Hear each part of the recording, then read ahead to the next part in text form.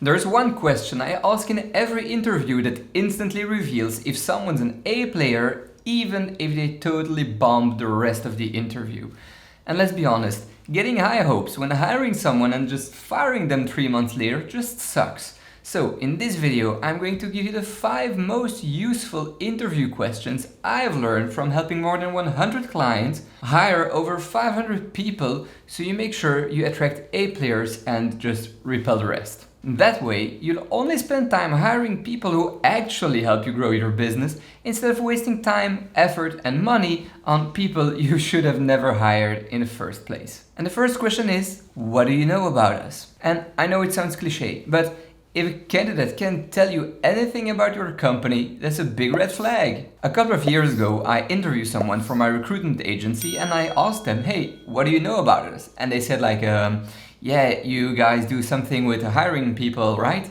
And that told me they hadn't prepared for the interview. Usually, people do multiple things the same way, and if they don't take the time to prepare for an interview, what makes you think they will prepare to do the job right? Because this is often the first question, I don't automatically reject them on the spot if they don't give me a great answer. Sometimes people are just nervous, and especially if they don't interview quite often, or if they're just nervous. So I give them one clean second chance with a follow-up question that sounds similar. So I ask them, hey, okay, how did you research us? Then I follow up with questions like, what did you notice on our website? What stood out about us on LinkedIn or social media?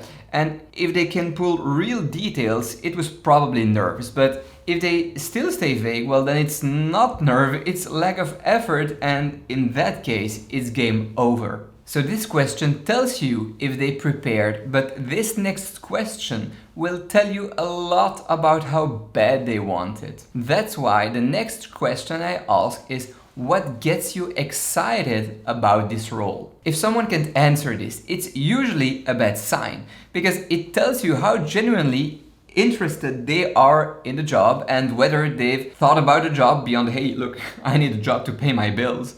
And think about it like dating. If you've been texting with someone, or maybe you had a few calls and then your date asks like, hey, what made you excited about this date? And you'd have something, even if it's something simple like, yeah, I think you're funny and I like your vibe. Well, it's the exact same with hiring.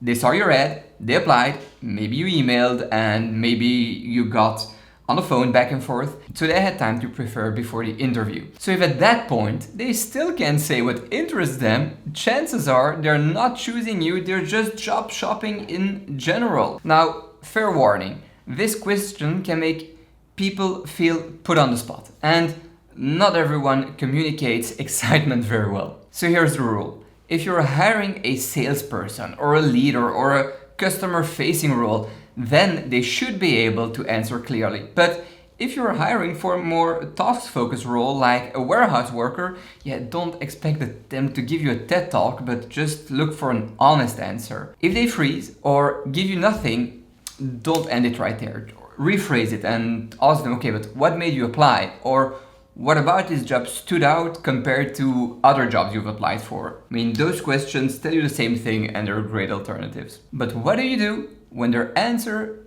is the salary you listed? If someone says something like, yeah, what gets me excited is that I already got experience in this job, plus the salary you put in your job ad is really great, don't write them off. Maybe they're about to have a baby and because of that they need money, which isn't a bad thing. But when money is the only thing people care about and they can't name anything else, that's usually something you should watch out for. And that's exactly why you're going to ask them this next question to know if they actually stand a chance and are worth getting that salary. And that question is, what have you done so far that makes you think that you are the right person for this job? Look, you're hiring because you want your business to grow and you want to waste as little time as possible on wrong hires. So instead of guessing and trying to figure out if they are who you're looking for, let them do the work. Ask them to prove they're the right hire. About 6 months ago, I was hiring a marketer and we clicked immediately because it was clear that we had great cultural fit and the conversation was really easy. And that's exactly when, the likability-based hiring becomes dangerous. So I asked her, hey, what have you done so far that makes you think you're the right person for this job? And instead of telling me a story, she started giving me examples of what she did in previous roles like internships and during her studies. And the best part is that she was also honest about what she didn't know. She told me, yeah, I know 1, 2 and 3, but I don't really know X, Y and Z yet, but in my last job I had to figure out how to build landing pages, and even though it took me time, I ended up doing a great job and ChatGPT became my best friend. That's what you want, or that's what you're looking for when you're hiring people. You want honesty, and especially when the truth doesn't make them the perfect candidate. I mean, that shows you who they are. It's your job to find out what they can do and what they can't do. Because once you know that, you can accurately estimate how much training they will need, how long it will take until they're performing, and how much management time this will cost you. And depending on your budget and urgency, this question alone can save you from hiring someone you like, but you can't just afford to carry. And because you want to get a good understanding of who's sitting in front of you, ask them this question next. It will tell you whether they're good at doing their job or if they're just being good at getting interviewed. And the question is, what's the one thing I need to know about you? Because most people start interviews with the classical question, hey, tell me about yourself. But the problem is that people expect that question. They've prepared for that question, and you will get some of the best sounding pitches you've ever heard when you're asking that question, and that's how you end up with generic answers that sound like a resume read out mixed with a highlight reel of their life. So I'd rather ask them something that forces them to cut straight to the bullshit and just give me the truth. Because I used to ask that same question too. And most of the time, I'd get the same thing. I'd get a safe story, their background, sometimes stuff like their age, and basically everything I could learn from the resume, except for maybe that they had a cat or something. But there are exceptions. 2.5 years ago, I interviewed a guy who didn't have any experience in my industry. So instead of giving me the classical CV rundown, he did something I liked. He told me a story. He told me the story of how in his search for his next job, he was working with a recruiter, and seeing that person doing their job made him want to do the same thing. And because of that, he was now applying to become a recruiter at my company, even if he didn't have experience. That story told me he wasn't randomly applying. He had intention, and he could explain why this role made sense for him, and that's why I hired him. And that's why I ask, what's the one thing I need to know about you?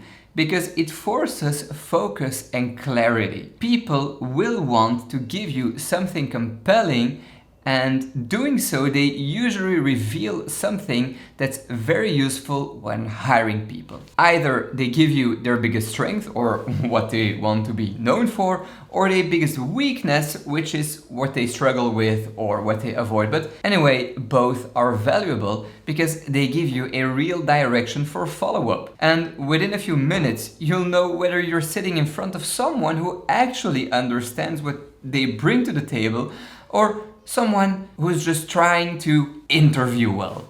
You know, like when you're meeting your in-laws for the first time. Now, one last tip.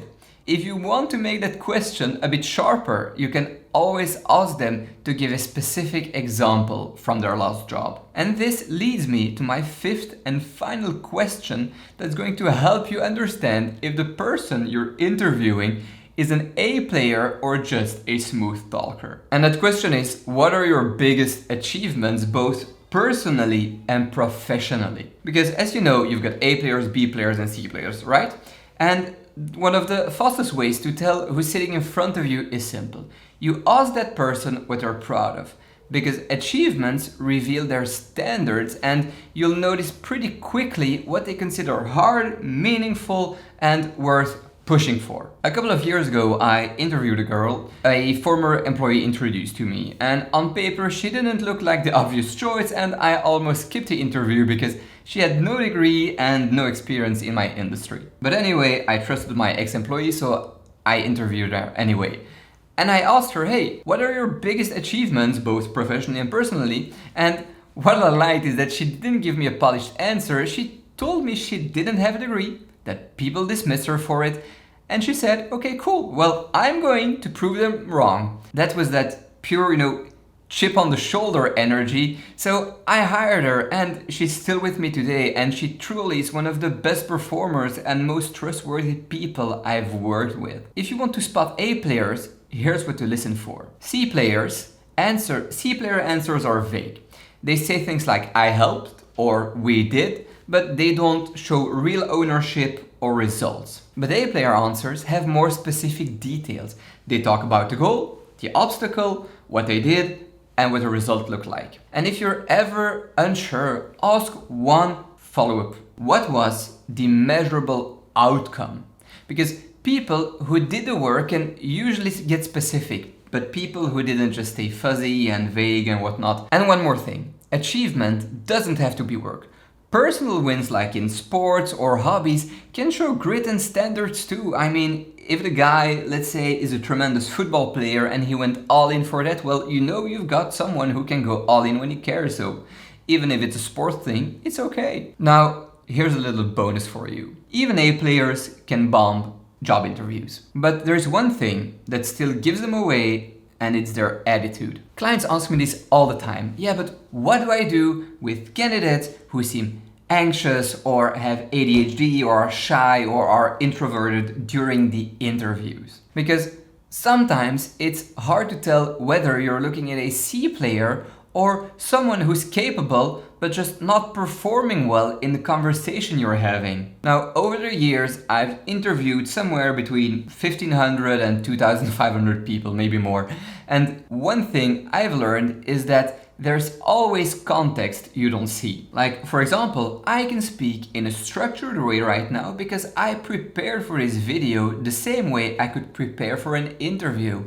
But I've got some pretty serious ADHD, so if you interview me tomorrow without preparation, I might go on side tangents and sound all over the place, especially if I get excited about something and my brain lights up. I mean, I will start throwing ideas at you left, right, and center. And if you didn't know me, you might label me as someone who's disorganized or someone who can't focus, even though that's actually not true. The same thing can happen with your applicants. So here's the move. When someone looks stressed, they're sweaty, shaking hands, stuttering, or they're going blank, don't punish them for just being nervous.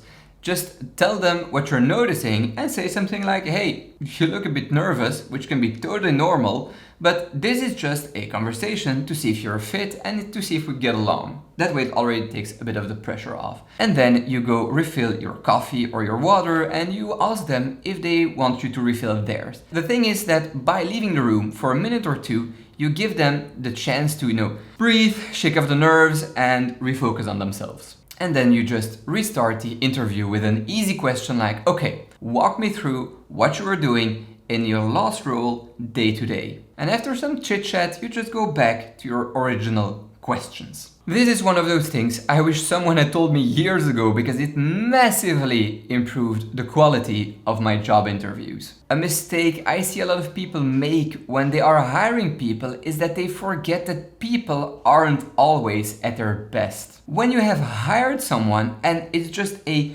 coworker, you would reach out and help them, but somehow when you're interviewing people, they're getting punished for not having their best day. So be a good human being and give someone the room and give them a second chance to surprise you. Now, fair warning again. I'm not telling you to lower your standards and to start hiring people out of pity or anything. I'm just saying you want to make sure that you're evaluating the ability people have to do the job, not just the first impression they give you. And after that, your job is simple. You go deeper, get into specifics, pressure test their answers and figure out who they really are so you actually hire the right person. So watch this video next, where I share the 8 interview questions I use to build teams of high performers. A few of them will feel different from what you're used to, and that's exactly why they work.